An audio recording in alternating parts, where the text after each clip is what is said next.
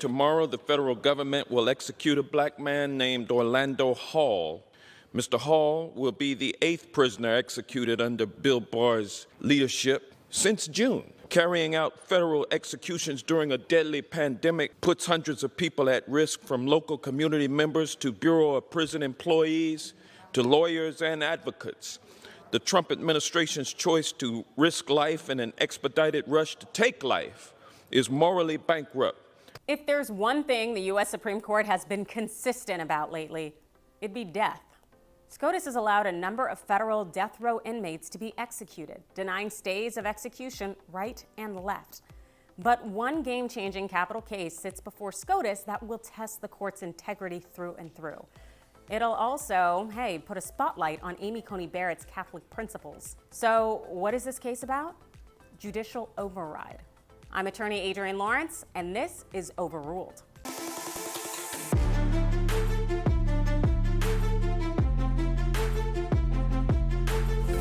Welcome to TYT Overruled, where you get to be the judge. Our case for today concerns judicial override in the case of McMillan versus Alabama. Here are the 3 things you need to know about this case and judicial override. First, here's what went down. It was 2007, and Calvin McMillan, a black teenager, was arrested for murdering a white man in Alabama while stealing his truck. Now, a jury did find McMillan to be guilty, and the single aggravating factor was that the murder occurred during a robbery. Now, McMillan presented considerable mitigating evidence about his youth, lack of a significant criminal history, and traumatic childhood. He was raised in a trailer with very little food or running water. He was also exposed to regular drug use. He suffered severe physical and sexual violence. By the time he turned 18, he had been passed through more than 25 foster homes.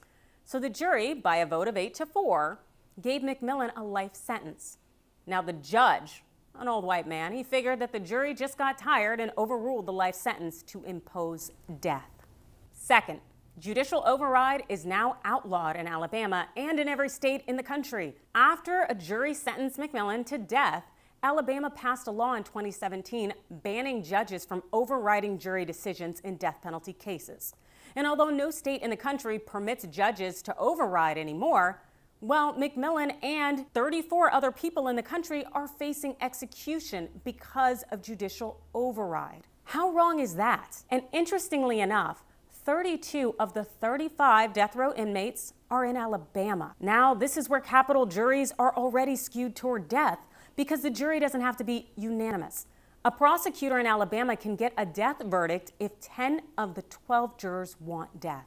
Alabama's messy, but judicial override is even messier. And that brings me to my third point.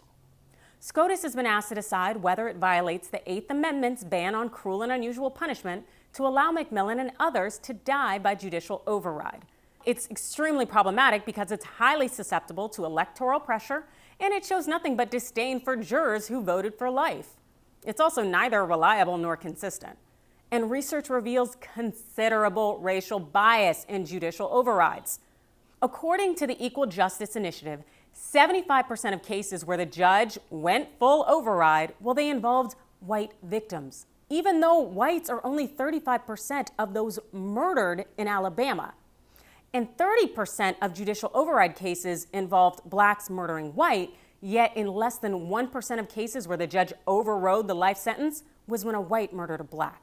In one case, there was an old white judge who said that he had just sentenced 3 black defendants to death but wanted to show he wasn't racist, so he overrode a jury's life verdict for a 19-year-old white man. That is cruel and callous and arbitrary. So that's it. Those are the 3 things you need to know about McMillan versus Alabama and the death penalty case currently awaiting SCOTUS to take action.